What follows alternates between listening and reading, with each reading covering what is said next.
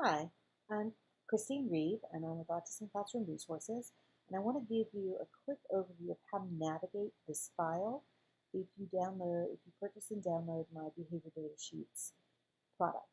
So when you unzip the file, you're going to find multiple folders. So I've tried to organize it so you can find what you need easily. One of the first things to do, and you've probably already done it if you found this video, is to double click on the Read This, and that's actually going to take you through what is included so you can kind of get an overview. And each example or each type of form, I've included an example picture so you can kind of see how I use it and what you might fill in the different spaces, and how it graphs, if it's a self-graphing form and things like that. So each form includes a PowerPoint and a PDF file. So if you open, for instance, the scatterplot data sheets, you will get the scatterplot forms that you can just print out and write on and use. And then you will also get a PowerPoint that you can add information to. So I want to give you a quick overview of how you might add information to one of these forms. So this is a picture. You can't change the grid, but you can add text boxes to be able to fill in the information if you want to say type it in rather than write it in. So let's say I'm going to, and of course then I can always come up here and make it smaller. Now I'm on a Mac, so my PowerPoint might look slightly different, but you can always do it by insert text box and then move it around, or usually on any of the toolbars there's a text box shortcut, so you can click on that. So the easiest thing to do is click on that text box shortcut, and then draw your box where you want it to be. Now it will automatically, in PowerPoint, it will automatically move to a text size, so you'll have to change that. But obviously that's going to be too big. But if I select the whole box or I select the text, I can use my down button arrow to make it the size that I want. Now, if I want it to be a different font, I can always go into my fonts and choose a different one. Now, for most of them, I used a combination of Kimberly Guesswine's Miss Kindergarten is most of the written text, and then some of the titles are DJB Darcy Baldwin's Number 2 Pencil. The KG fonts are free for personal use, so if you want to go download them, you can find them at KimberlyGuesswine.com, or you can find them on TPT. And I'll include that information in the document as well. If you want your fonts to really match, that turns it into that font. So that's just a way to do it. Then if I want to add my target behaviors, I can just draw a text box.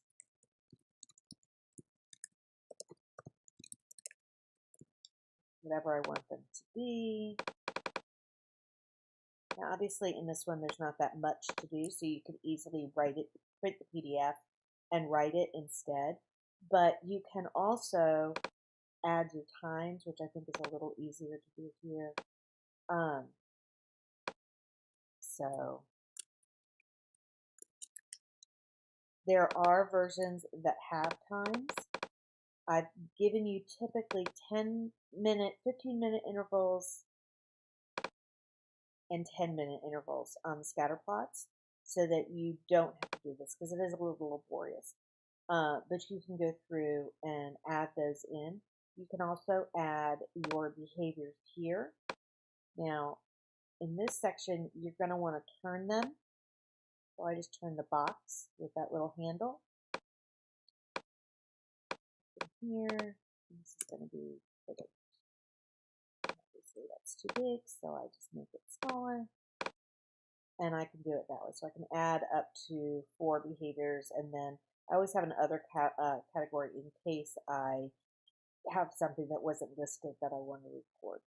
So if I want to add replacement behaviors, I can put them right here. And replacement behaviors are appropriate behaviors that the student might demonstrate, And I may want to see in an FBA or even my monitoring, is he using them? So is he asking for a break, raising his hand, whatever the replacement behavior that I've identified that may serve the same function as the behavior are what I can write in there, and then I can put those in these boxes.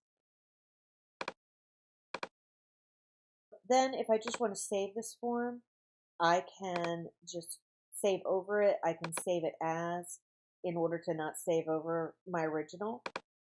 If I just want to print this data sheet and I don't want to print the rest, all I have to do is go to File, Print. I make sure I'm on the data sheet I want to print and just do either Selected Slides, which would be this one. Sometimes it says you can do from this one to this one if you want to do a range. So it's really pretty simple. Then I can hit print and it will just print that page. And if I want to put multiple copies, I can change that as well.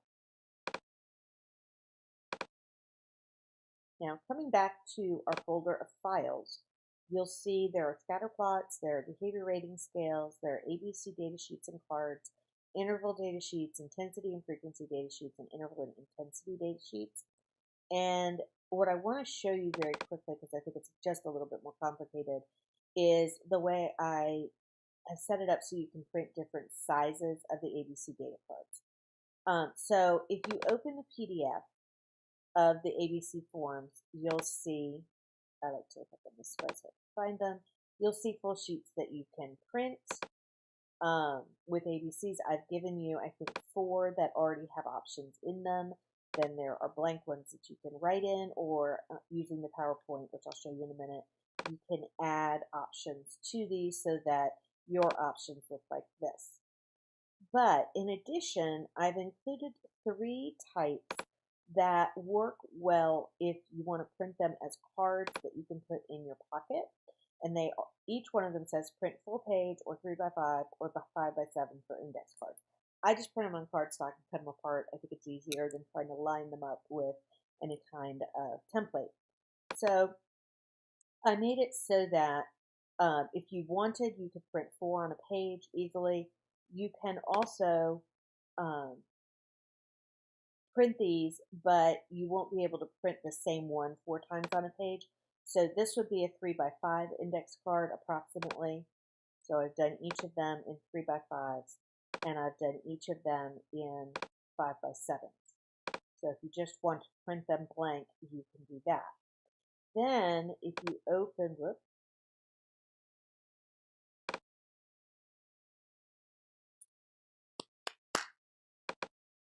then if you open the editable PowerPoint,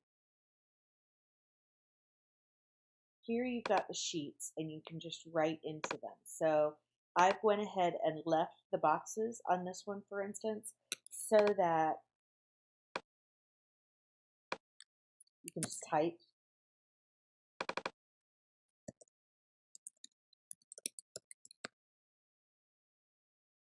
Now, if you just want to use the same, let's say I got this all set up with my font that I wanted and I got it the right size, you can also click on it, click the box. Your button is your friend. I can also click the box and I can hit Command D on a Mac and it will do it, and then I could just type over it. So if I wanted to do that, I can do that as well. I can line it up. So that makes it a little easier for you to fill it in. Then I've also added, in addition, ones that are set up for the 5x7s and